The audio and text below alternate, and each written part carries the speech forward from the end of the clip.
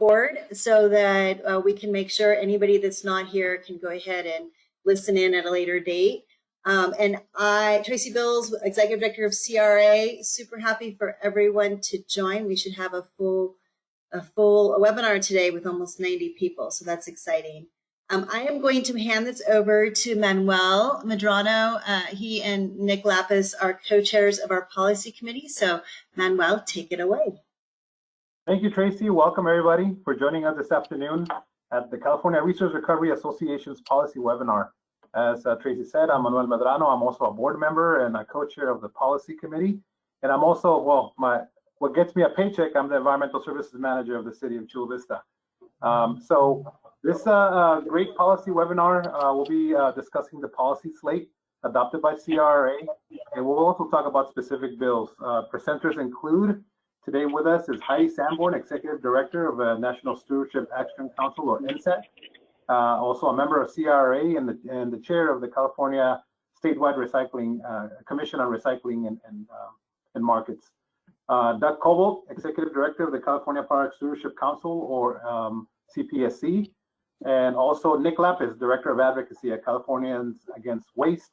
It's also, again, the CRA Policy Committee co-chair, and he's also on the board of directors.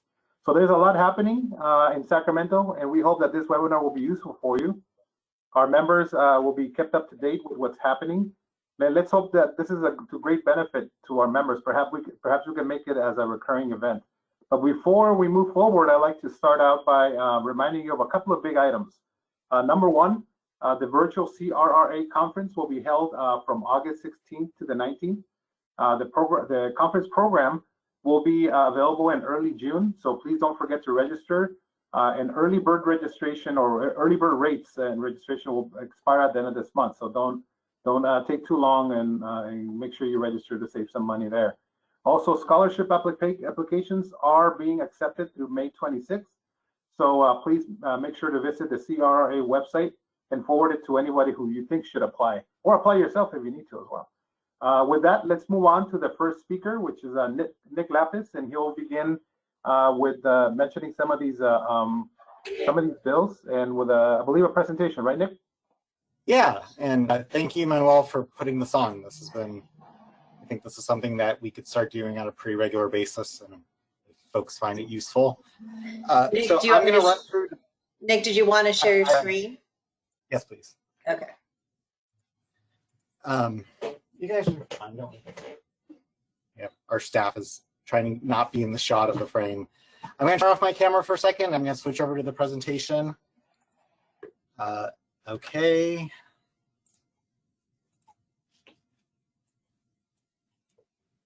All right, everybody seeing that? Yes. Yeah.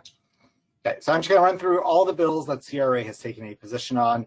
Again, Nick Lapis, Director of Advocacy for Californians Against Waste, and a CRA board member. The presentation is online if you want to download it. The link is at the bottom right-hand corner there. It's bit.ly/CRA Ledge Update. I have it on the last slide as well. Okay, and also I apologize in advance. I just recently learned how to make background videos and slides, and so I've been going a little crazy with it, so I apologize.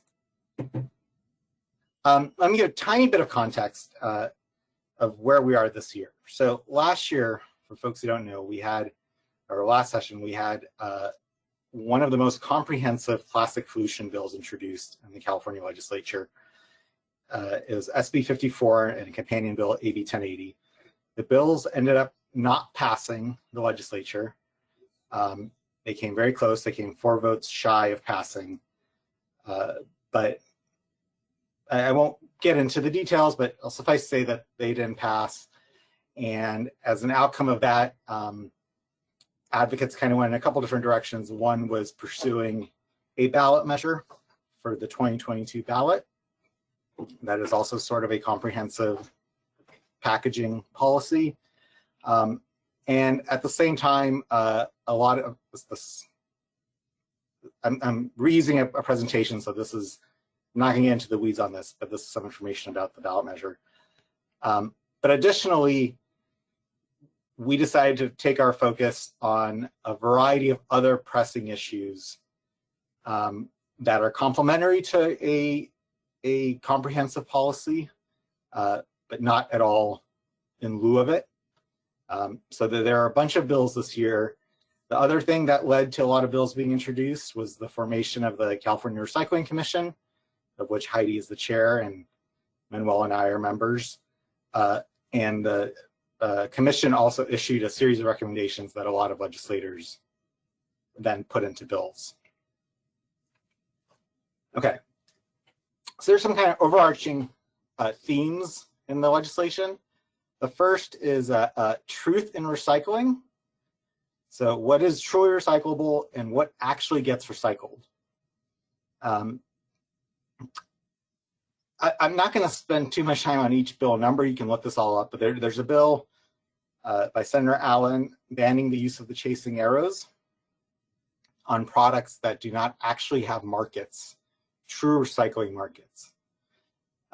There's another bill saying that the export of mixed plastics is no longer eligible to count towards diversion goals. That's AB 881 by Lorena Gonzalez.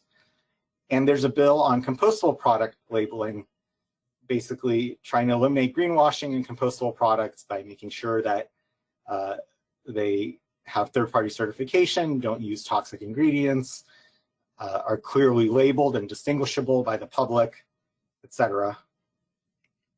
And then in the same theme, that there's a couple other related bills. There's a resolution, AJR 4, urging Congress to ratify the Basel Convention, which is the International Convention on Shipping of Waste, and a bill on banning the term flushable on wipes. So again, all of these are sort of about being honest about what is recyclable, what isn't recyclable, where things can and can't go. And CRA has a support position on all 5 of these bills. The other theme is eliminating waste at its source, or source reduction. And I think that we have not done enough on source reduction, and it's good to see the legislature really putting a lot of attention on it. One of the bills is AB 962 by Senator Comlager, which basically makes refillable bottles eligible for processing payments and quality incentive payments under the bottle bill. So obviously, you know, we would all love to see it go back to a reusable, refillable bottle system. AB 1276 is about takeout accessories. So similar to the straw bill from a few years ago, it basically says that takeout accessories like cutlery or condiment packets or straws or bags or anything else would be available only upon request. So a consumer would have to ask for them before receiving them, including through delivery through Postmates or Grubhub or whatever. There was a provision in there about mandating that dine-in be on reusable plates and cups. That, I believe, is being taken out for this year, so it'll just be focused on the takeout accessories.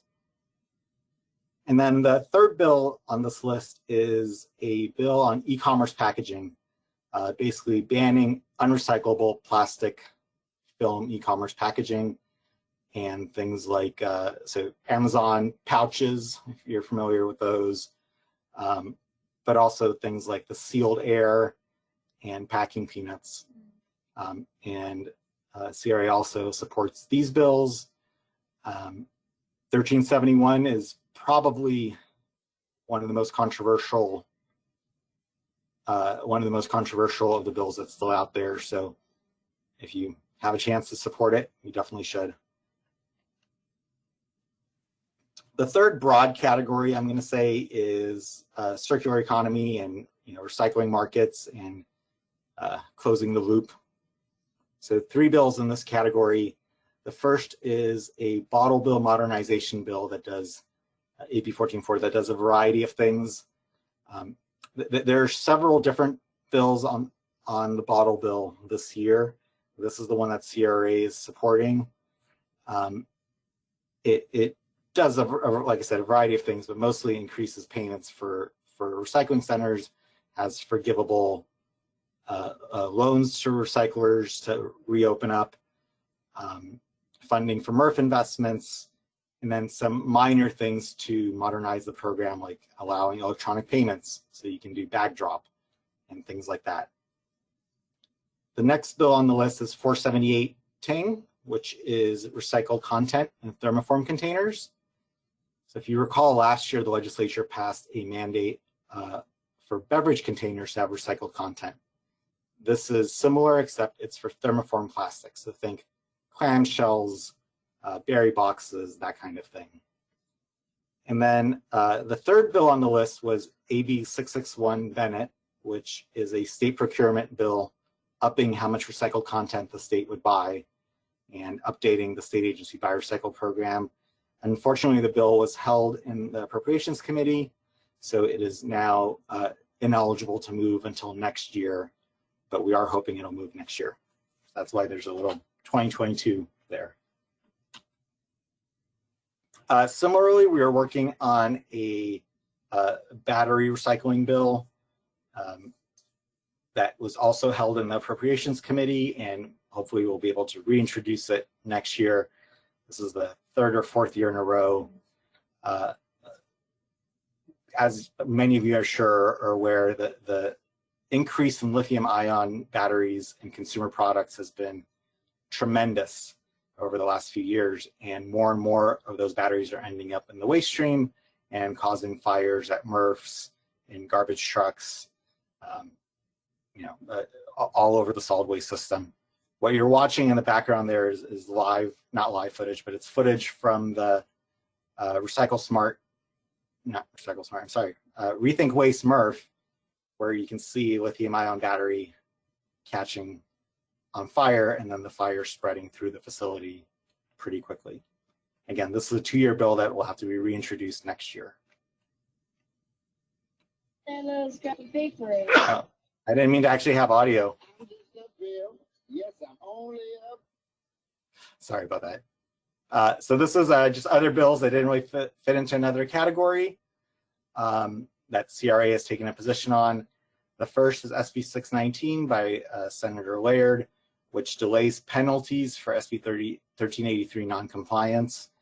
CRA helped put together a letter expressing concerns and offering up some alternative proposals for 1383 to help with investment in infrastructure and maybe some smaller tweaks around the edges. So our official position that we submitted was that we were expressing concerns. And then 2 more bills that we're supporting. 332 allows disposal of treated wood waste, which has been a major issue for a lot of local governments since the previous approval expired, and there's basically been nowhere to take it for a while. And then AB 125 is a food systems bond that does a lot of stuff, but included in that is funding for composting infrastructure, food recovery, sustainable agriculture, and healthy soils, all of which are connected to what we do. And I want to talk about the budget for 1 second. So as part of our advocacy, when I say our, this was both CRA's position and CAW's position. As part of our advocacy on 619, we were advocating investing money in 1383 compliance to help jurisdictions achieve the requirements. And so far, the outcome for that is TBD.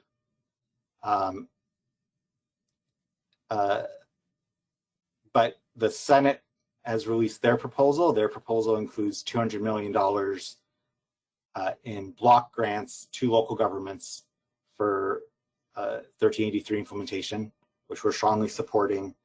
And then the governor in his May revise issued a package of investments basically targeted towards infrastructure. So not direct funding to local governments, but more infrastructure $55 million into composting anaerobic digestion facilities, $5 million into community composting, $5 million into edible food recovery, $15 million in what they're calling a recycling feasibility grant program, which I think they're envisioning is more recycling technologies that need a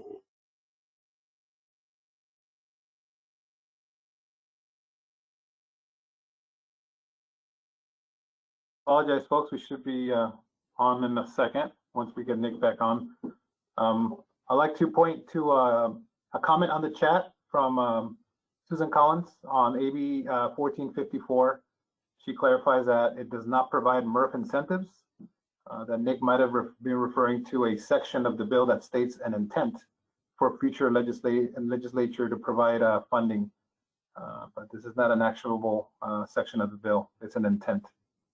So if you want to read the comment, it's on there. And we have a question already for Nick, but we'll wait for him to come back.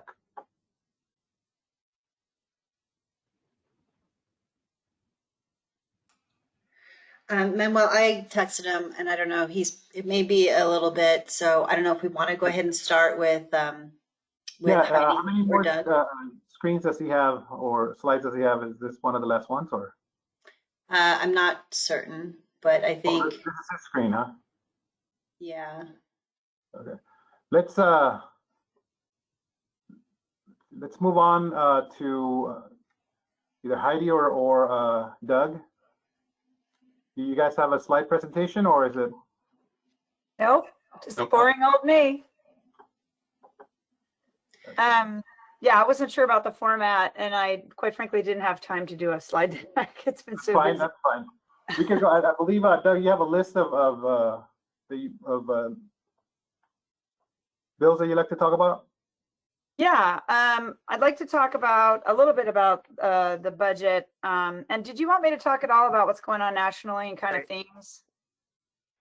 Sorry, this is Nick. I'm not sure what happened. We lost our internet connection in the office. So I'm not exactly sure where I got cut off, but I was reaching the very end of the presentation. We're talking about the budget. Yeah. So basically, the quick one-sentence summary is that we are advocating that you take the best of both proposals and redirect funding to both local governments and infrastructure, and do it quickly before the 1383 deadlines go into effect. Okay. And we have a question, and actually two questions for you, Nick.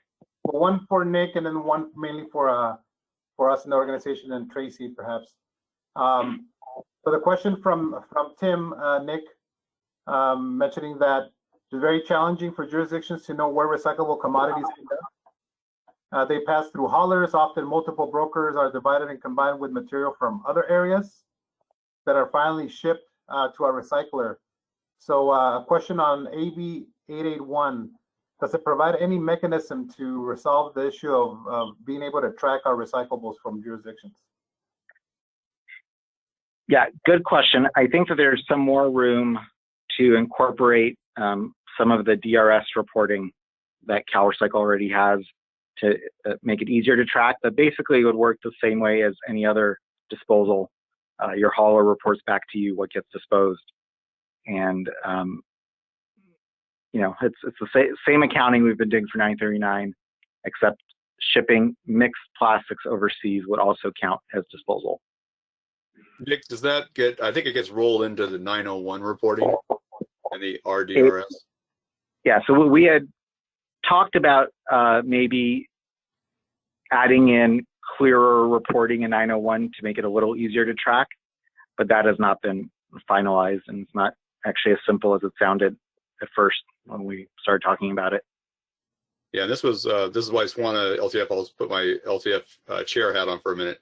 It's why SWANA has not weighed in support of this bill either, because of this nuance and how is this tracking going to happen? How are these jurisdictions going to know where their stuff ended up and how do they report it? Thank you. And the second question I see in the chat is from Susan. She's right. It is currently an intent portion of the bill in terms of funding for MRFs to separate PET thermoforms. not yet explicitly in the bill, but it is our intent to include that in the bill down the line. So with that, we should probably switch to the panel. And Manuel, are you moderating this, or? Yes, the next speaker up, well, we had another question, not a question, but a comment from Patrick on the letter of concerns about SB 1383. Tracy answered, she's gonna make sure it's up on the website as soon as possible. The next speaker is Heidi. Great, thank you so much. Go ahead. Thanks, Manuel. Thanks, Nick. I'll just start real briefly. I think with the whole of North America and the tone and the trends that we're seeing. Some of you, if you follow NSAC, we sent out information today that Canada, the federal government, has actually voted to deem plastics as toxic. And what that allows them to do is, starting next year, they may very well start banning plastics from being sold into Canada, certain types. And I think that is absolutely monumental. They can also start mandating recycled content and doing other things that are very significant that they can do with controlled toxic products. That's going to set a tone in the whole of North America. And I'm quite sure it's going to put the plastics industry in the US on high alert, trying to preempt that from happening here. So I just want to make sure everybody's aware of that, because it's a very big deal. Also, I got an email just a few hours ago that the state of Maine has passed their EPR, what I'll call the good EPR for packaging bill, out of a big committee, and it's moving. And the one that Ameripen sponsored, which is not our favorite child, is I guess not going to move.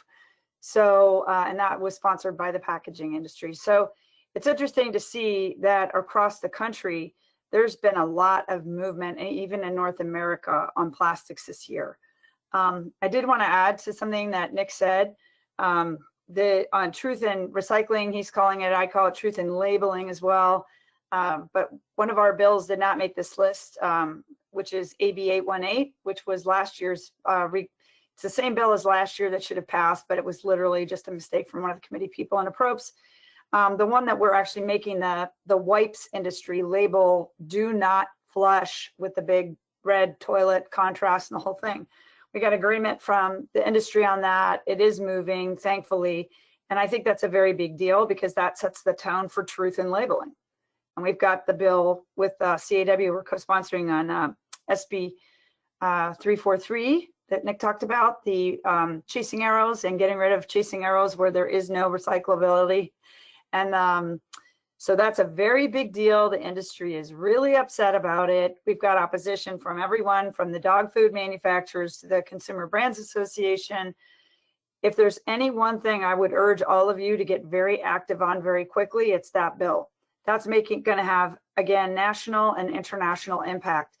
If California tells the manufacturers of plastic they cannot put a chasing arrow on a number 5 or a number 7, that's a big deal to them. But I think when the public is the first point of sort and they're being misinformed as to what is recyclable or misled, it is a fundamental problem. We are never going to get contamination out. We can't educate ourselves out of this if we're educating people incorrectly in the first place. So that is a big thing. I also wanted to point out that there's a lot of talk about the circular economy, and that's what we at the National Stewardship Action Council advocate for. It's broader than EPR. And the circular economy is 3 things. And I think a lot of people forget all 3 have to be in place in order for it to be called circular. The first is to reduce waste and pollution out of the system. The second is to keep those materials in use. And the third is to regenerate natural systems. I got a call just an hour ago from a new company that wants to site some pyrolysis plant in California. There's several of them to make plastics to plastics. And I just reminded them that I have not seen a circular economy anything on plastics. Plastics are not regenerative by nature. So until that definition on Ellen MacArthur changes, I think we have to be very careful how we talk about circular economy, because as far as I'm concerned, I don't see it meeting that definition if it's plastic. Anyway, so other bills and things that I wanted to mention, I'll not speak for the commission, but I actually, they've said I can speak for the commission when it's things that we've adopted. So I guess I can on this. So I'll just relay to you we have the commission recommendations from December. There are 19 of them with 17-0 votes. Many of them became laws. The Ting Bill 1200 on precautionary principle, PFAS and packaging, banning the PFAS so they don't get into our organic stream. The Bennett State Agency Buy Recycled campaign. Two things that we had, policies 8 and 9 on the governor's enhanced role in the GoBiz, Governor's Office of Business and Economic Development, enhanced role with CalRecycle and the CalRecycle market development focus. Those were both in the state budget. Are you okay, Gary? Did you want to say something? Oh, it's gone. And AJR 1 or 4, the controls on plastic waste exports, that was something we recommended. There was a right to repair bill on medical equipment. Unfortunately, I think that's been killed for the year, but we trying to get right to repair. The design for recyclability, the e-commerce bill was something we discussed.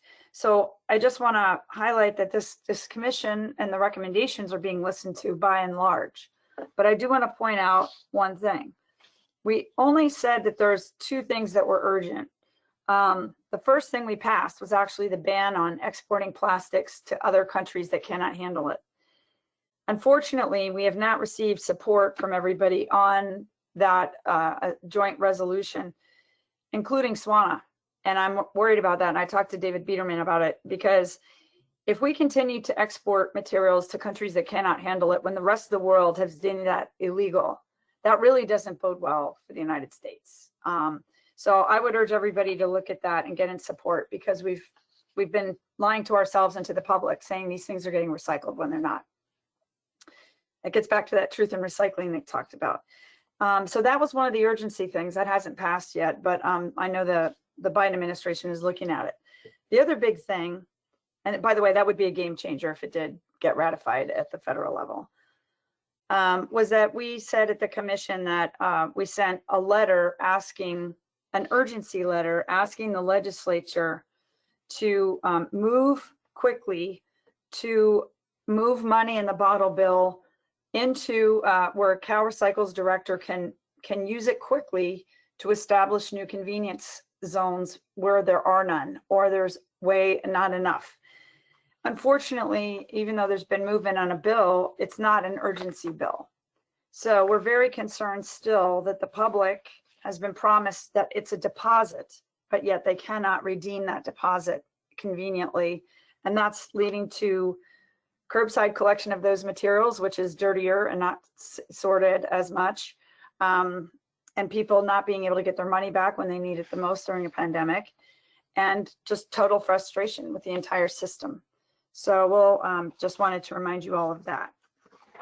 And I think Nick talked about everything else I was going to mention, and I'm happy to take questions at the end. But we do have, by the way, on Thursday, we're going to have a press event at the Capitol with CAW and Oceana and others on the circular economy bill package. Again, I use that loosely with this package, but the bills are all trying to drive closed loop systems to some degree. And if anybody can show up to that, we're going to be putting out, I can put it in the chat, the link to that, so you can all sign up and hopefully attend, because the legislators will all be there that are carrying the bills, and they need to see support with the kind of opposition that we're up against, especially on the Oceana bill on e-packaging. That's going to get a lot of opposition. So thanks again. I'm happy to take questions later. Thanks, Heidi. We'll move on to Doug. Go ahead and start your presentation. Thanks, Manuel. I don't have a presentation either. We knew that Nick was going to have one, and so we were just going to do our own thing and answer questions, but just a couple of bills I wanted to cover. So I think Nick had 332 on there. If he didn't, AB 332, which was the treated wood waste bill. This is just the one, as a reminder, that's going to reinstate all the alternative management standards that we were living with and using up until December 31st of 2020. Or excuse me, 2019. Yeah, we've been in crisis for a while on this. And so trying to get, I'm sorry, it was 2020. And so we've been in crisis for a while trying to get rid of treated wood waste appropriately. Only one hazardous waste landfill in the entire state could accept it at the time. So it drove costs up way up. Well, so that bill is now on the floor. The assembly, it's a committee bill, should get through and get over to the other side. It is an urgency bill, so it does require a 2/3 vote. But the hope is that the bill will get to the governor's desk before the summer recess so that it can take effect immediately and give all the local governments the reprieve they need from the high cost of treated wood waste, either under hazardous waste disposal regulations or having to tell your constituents, your public, that just wait on it, sit on it, wait till there's a solution. So there is one coming. It should get through. So I just want to remind folks that AB 332 is out there and it's moving along. And if you haven't gone in and supported it yet, you ought to do so, especially for your local government, to try and help your constituents and your own budgets. And then Nick did touch on the co-sponsored bill that CPSC has with CAW and Rethink Waste, South Bayside Waste Management Authority. And that was the battery bill, SB 289. And unfortunately, it did die in appropriations. So we felt that we had a strong bill there. We're not quite certain what happened, but we're trying to find that out.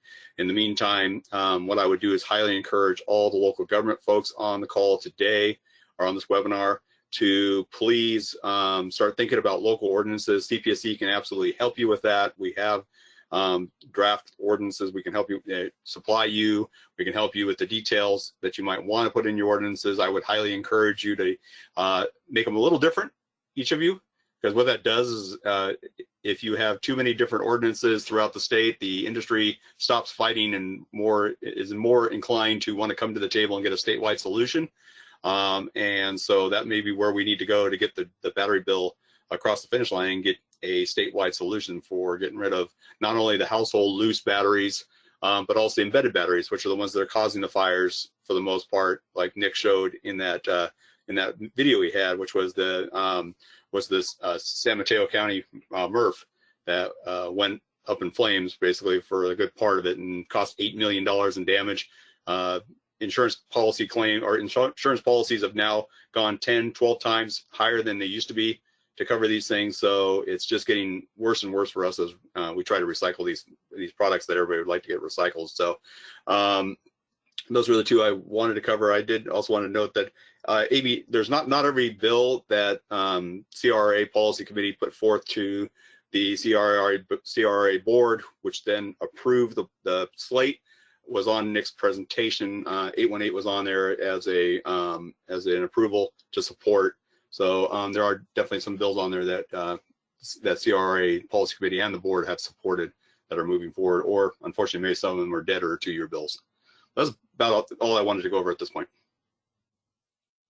Yeah, just to clarify, every bill I listed other than 619, we have a support position on. So that should have covered all the bills in the slate. Yeah, thanks, Nick. Thank you, Heidi, for posting the list of legislation that's being tracked by NSAC nationally. And I would like to remind everybody online, if you have any questions, feel free to add to the chat.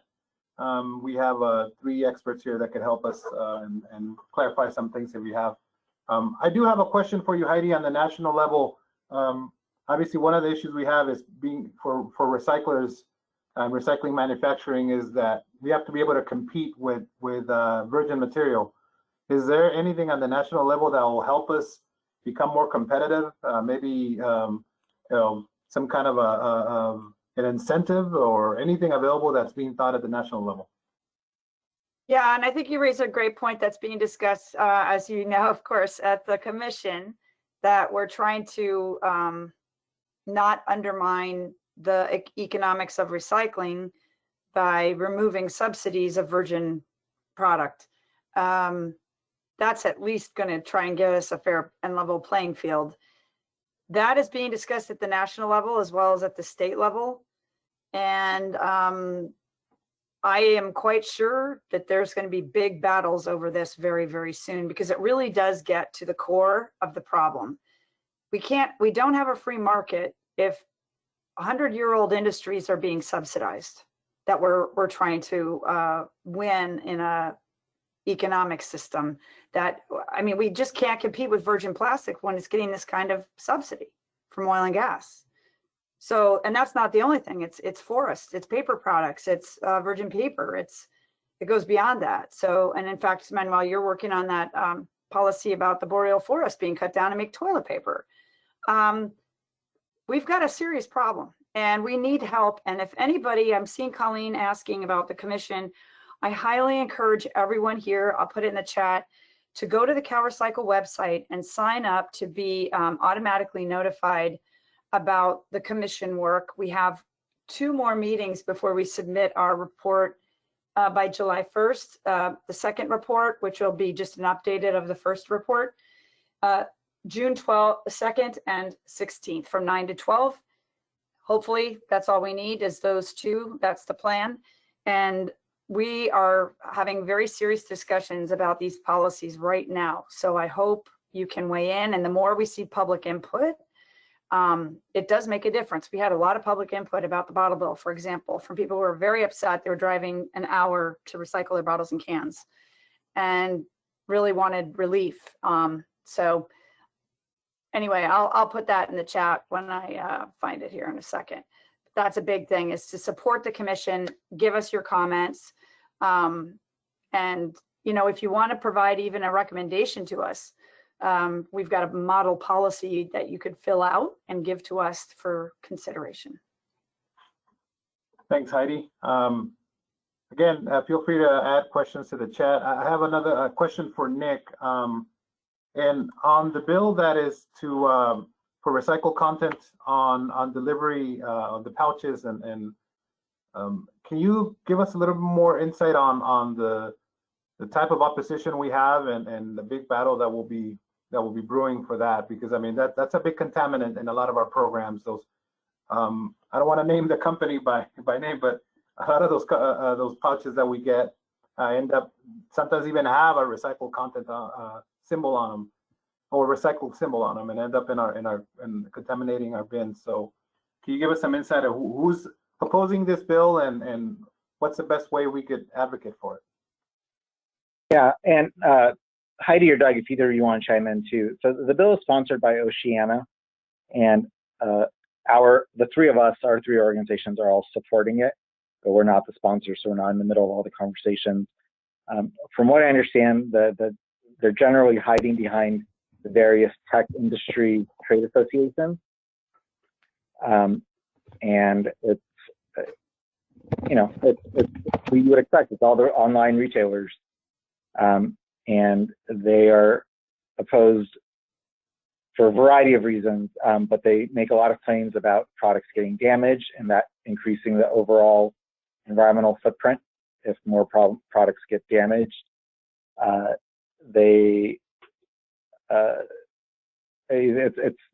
a lot of different arguments that they've been making, but in terms of advocacy, the bill is on the assembly floor, so that means it'll be voted on by every assembly member in the next 2 weeks. And so now would be the time to reach out to your assembly member and let them know what impact the film packaging has in your local programs. Doug or Heidi, do you want to add anything? I think you hit it right on the head. It's a tough battle. I think that might be one of the hardest bills besides 343 this year on the Chasing Arrows. Nick, and I was looking, I'm trying to remember which bill it is. Maybe it's this one that has the online packaging requirements, so that online it went with the bags. I was trying to remember which bill number. You remember which bill number it is, where the grocery stores are going to have to start taking plastic bags again. And then there was also the online single-use packaging requirement to start recycling. I can't remember if that stayed in or that got yanked out. I believe that second provision was taken out in appropriations, but I haven't seen the language yet. Yeah, it is 341. I just found it. Sorry. Yeah. So so it looks like now it'll just be the carry out bags. That'll be the only thing on there. I believe so, yes, although I haven't seen the language. Right. Thanks. So if you have a question, again, you can put it on the chat. Let's do this. If you like to ask a question, please unmute yourself, then quickly mute yourself back up so that they can answer the question. So you could go ahead. I thought I saw John Davis. Might have wanted to be unmute.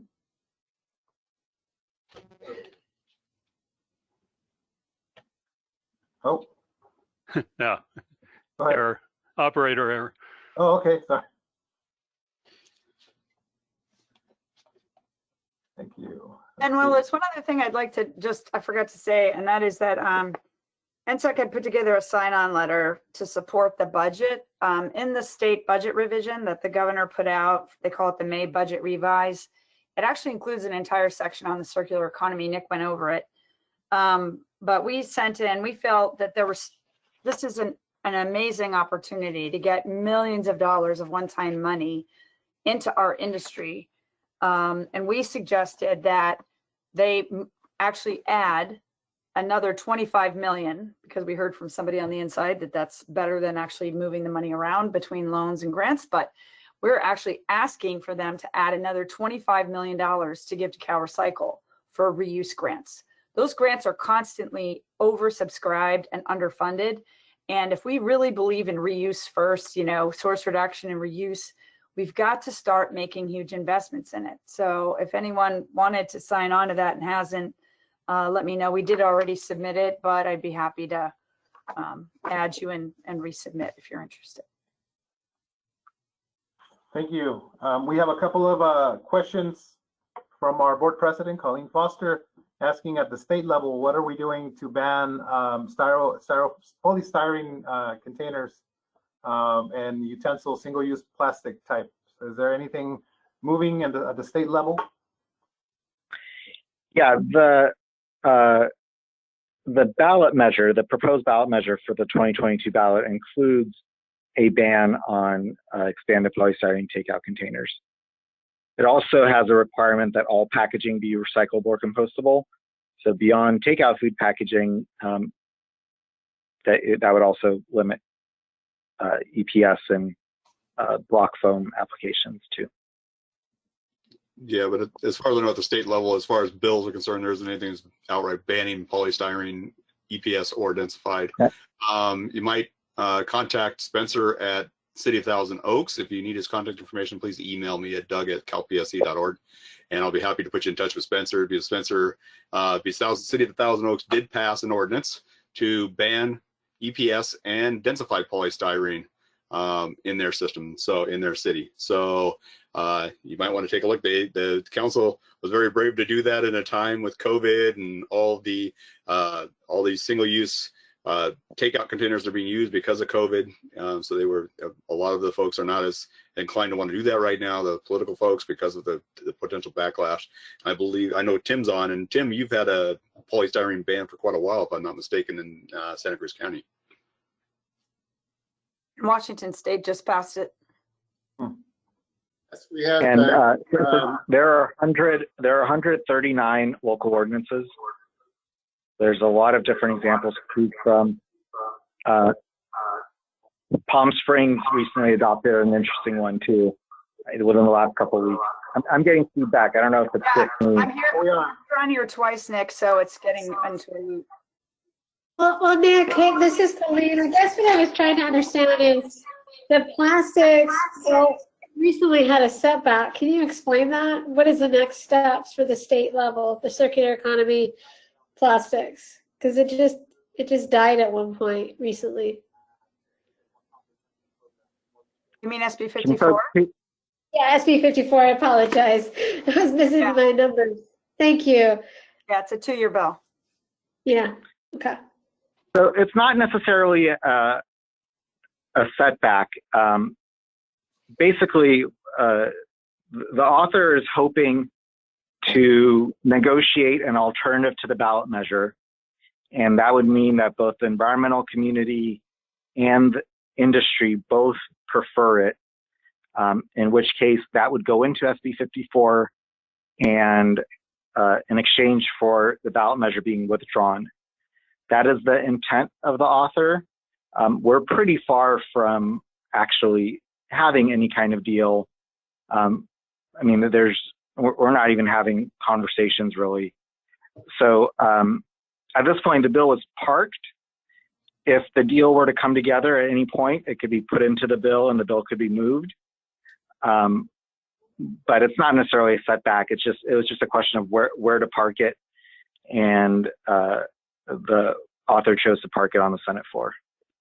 Hey, Nick, from a timing perspective, if this is to move forward, obviously the bill can't now move until January, and getting it through a non-urgency, do we know when the ballot measure is going to be put up? Is it going to be a June election, or is it going to be in November? Is it November? What's the? It's the November election, and the deadline to withdraw the ballot measure is June of next year. So there may not be action before, from the state level, before they have to either cut bait or keep the ballot measure up. Yeah, I agree. I think the conventional wisdom is that if there were a deal, it would be right up against the June deadline next year. If there's a deal earlier, they could. Almost any deal would be a 2/3 vote, so they would be able to add an urgency anyway. They could move it, they could make it happen, but realistically, this is a conversation for early next year. Thank you, Nick. I was just looking for that clarification. And I know there's tons of great examples of ordinances that were passed prior to COVID to ban polystyrene and require compostables, recyclables, and reusables. The challenge is trying to pass an ordinance following the footsteps of COVID and regulating the restaurant industry, which is seen as being hurt. So any newer ordinances, I would love to, see that, because it's a little bit of a challenge coming out of COVID. That's why I was hoping for the state. Thank you. So I had a bit of an echo earlier, but I recommend checking out the Palm Springs ordinance. It was adopted a couple weeks ago, and it has some really cool things in there. It has a fee on takeout containers, and Palm Springs isn't always the most progressive place in the state, but it's a 25-cent fee per takeout container, capped at 50 cents, which is kind of interesting. There's some other interesting elements in that ordinance, and it was obviously post-COVID. Thanks, everybody. We cut off Tim as he was answering a question, but he mentioned on the chat that Santa Cruz County not only bans styrofoam in food service, but also prohibits the retail sales. It has been for many years, has worked very well for them. There was another question on the chat there from Mary. I believe that, she's asking if grocers are again required to take film plastic back, but it sounds like on that bill that was taken out. But if you guys could provide some info on that, because in case what the language that you saw, she's wondering if there's any provisions to track whether the grocers are actually able to recycle the film plastic. Again, this is on the language that was sounds like it was omitted from that bill for the online retailers. So the bag take back is still in the bill, as far as I know. The other question about tracking how it gets recycled, it's a good question. I don't know. I don't believe there is any kind of reporting required to the state. Yeah, Nick, and that let me jump in there real quick. That was one of the concerns before, at least before National Sword Blue Sky happened. Folks were bailing that film plastic and sending it overseas, and it was getting burned, bad as it is. It was getting burned as fuel. Since that has been shut down, kind of fell in place with 270 pulling out that requirement. So to institute that, the fear is that the grocery stores will take these bags in the front of the store and then walk them right out to the back and throw them in the garbage bin, because they won't have a market for them. They won't have anywhere for them to go. And that was kind of happening a little bit even before 270. And so the question is, will that continue? And that's questions I've gotten as well, is, well, how does that enforce? How are you going to make sure that when I take all those grocery bags back to the store, are they going to actually recycle them, or are they just going to throw them out? Goes back to markets. We have a question for Colleen, from Colleen. Colleen, you want to unmute yourself and go ahead? Yes, thank you. I'm sorry I missed the first few minutes of this roundtable, but in regards to 619, there's conflicting commentary that on one side of it, it doesn't do anything. It doesn't really delay anything. But then the other side of it is it does. It allows for cities to file for reasonable effort, which is different than substantial effort. It allows for cities to, basically gain a year if they are proving a reasonable effort. And then enforcement would not begin until after that 1 year period. And it would not accrue, but I've heard commentaries that it does. Can anyone speak to that? I come down on the side of it doesn't do anything in its current form. I think if you were to read the 1383 regulations, you can make the argument that reasonable effort is somehow different from substantial effort, but I think realistically, I can't imagine CalRecycle interpreting those two differently. And then also within the process CalRecycle has set up, I can't really imagine anybody getting fined in the first year to begin with. So I don't think the bill as written does anything, which is why CAW does not have a position on the bill as written. Go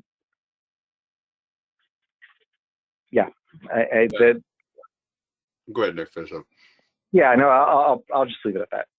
Yeah, and so our read on it is that, well, Nick, I tend to agree. It's kind of open to CalRecycle, but at least what it does is it puts it in concrete language that they would not be able to go back and retroactively fine a jurisdiction from January 1 of 2023 to January 1 of 2024. They wouldn't be able to fine them for that time frame as long as they made some kind of a reasonable effort to get something done. Right now, potentially they still could come back and fine them all the way from the beginning. And that's the fear that's out there. So if there's language in all these various places that contradicts that, that's great. But I think that's the intent of the authors, make sure that there's some pretty much guarantee that if the jurisdictions are trying, if they're trying, they're not going to get dinged from a financial standpoint in 2024 for those 2 prior years. And I would argue that, I would disagree to Nick's comments, but I also understand Nick's comments. So I think it's important to also let our membership know that 619 is still a work in progress. I mean, I was just in communications with Laird's office for some of that to get clarified. I think it's a little scary to leave a reasonable effort standard to CalRecycle.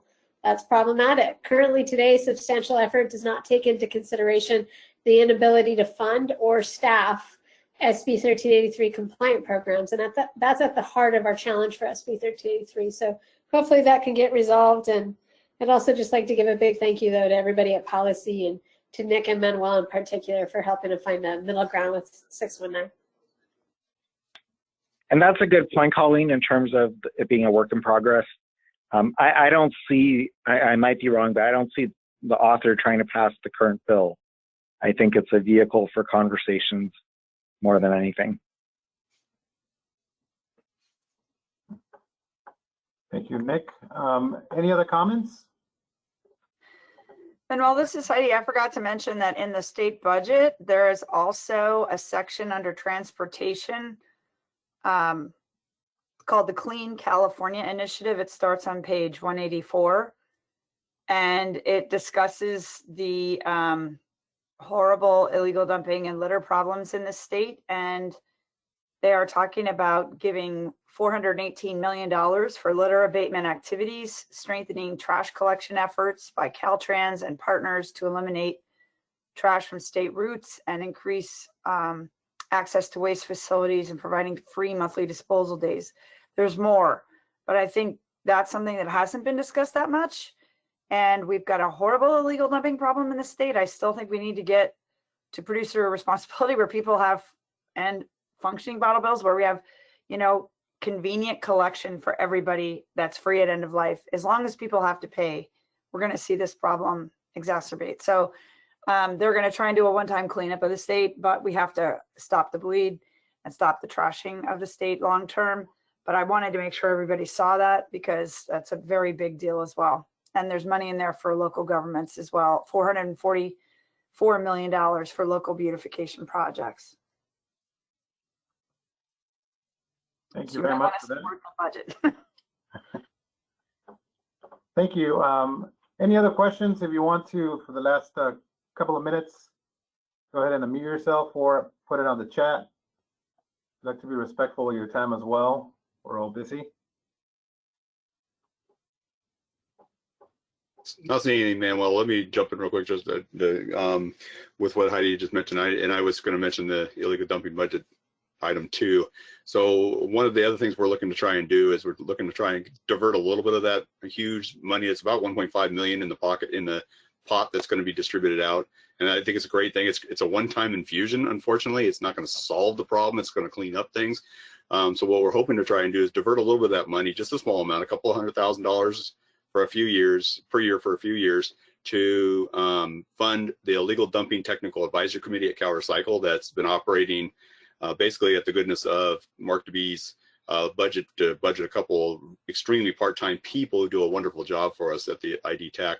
That's what we nicknamed it. I'm the vice chair of the ID TAC with Larry Sweetser as the chair. And so it's pretty important that we get the statewide effort together for illegal dumping to solve it, because right now Supervisor Miley in Alameda County took it on upon himself to create an illegal dumping task force that has become a kind of a statewide one. So we know we have 2, and we're trying, and he really would like to see one cohesive group that is statewide trying to solve the problem and share information. And unfortunately, CalRecycle doesn't have the funding mechanism to do that at the level it should. So we're hoping to try and maybe get something done on the illegal dumping side as far as get a little funding for CalRecycle to put some full-time staffers and actually get something going in there, maybe some kind of money available for cities and counties ongoing, not just past this one budget cycle where there's some extra money. So hopefully something will come of that. Thank you very much for that, Doug. We do have another comment there on the chat from Susan. I agree. We definitely need we're desperate for a comprehensive overhaul of our bottle bill, something that could create jobs and reduce greenhouse gases and reduce litter as well. Well, I'd like to thank our panel for joining us today. Heidi, Doug, and Nick, thank you very much for your time and your great insights. I'd like to thank everybody for joining us, the membership, and let's do this again. Once we have other bills to talk about, we could put these on as we need. And we need your help to get some of these off and to the finish line. Thanks again for joining us, and have a good rest of your week. Goodbye. Everyone. Bye, everybody.